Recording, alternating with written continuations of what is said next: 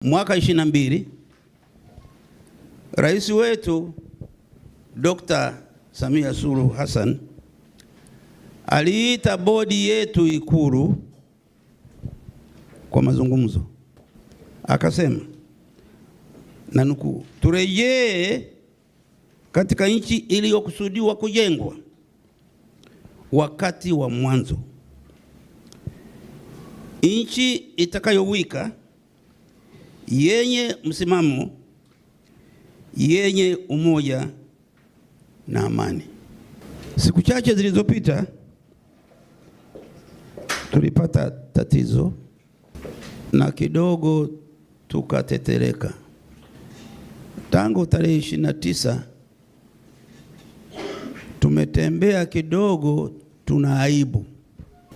Kitu kilipita katikati hapo tukatetereka, lakini bahati nzuri hatujaanguka, bado tupo. Na aibu hii si yetu peke yetu, wanaotufahamu, majirani zetu ndani na nje, wanasikitika pamoja na sisi. Hawakutazamia kwamba na sisi Tanzania kwa miaka hii tumekuwa mfano mzuri. Wasema, na ninyi ukiwa hivi na sisi je, imekuwaje? Kukumbushana yale aliyosema baba wa taifa, na waachieni taifa moja kwa msingi wa usawa wa binadamu na heshima, na lisilo na ubaguzi. Alitaja neno moja, dini, lakini ubaguzi mwingine hakutaja. 85 anatukabidhi nchi hiyo, pamoja na changamoto, pamoja na tunajiuliza tufanye nini, pamoja na kungoja taarifa tuambiwe nini kimetokea. Tunataka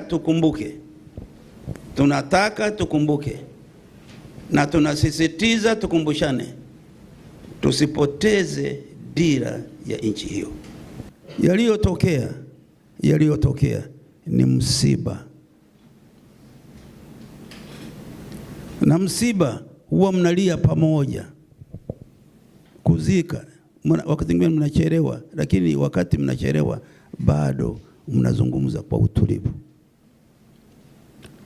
Tunataka wakati tunatafakari na kujua nini kilitokea, kwa nini kilitokea, nani alisababisha.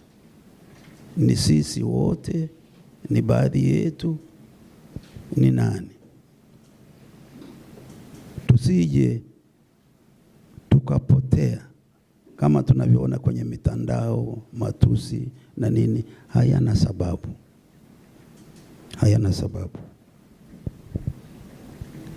Na hii kauli mimi naisema tu, nitaka wazee mkubaliane na sisi. Taasisi ni ya amani, umoja na haki. Tunataka kukumbushana kwamba changamoto zisije zikafanya tukapoteza msingi wa taifa letu. Kikao hiki kitoe faraja kwa taifa letu na kithibitishie Watanzania na wale walioko nje ya Tanzania kwamba sisi ni Watanzania, hatujashindwa kitu.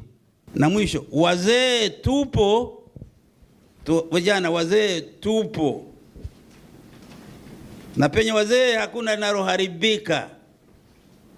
Leo tumekuja kusema tupo, tunawaombeni mjue tupo.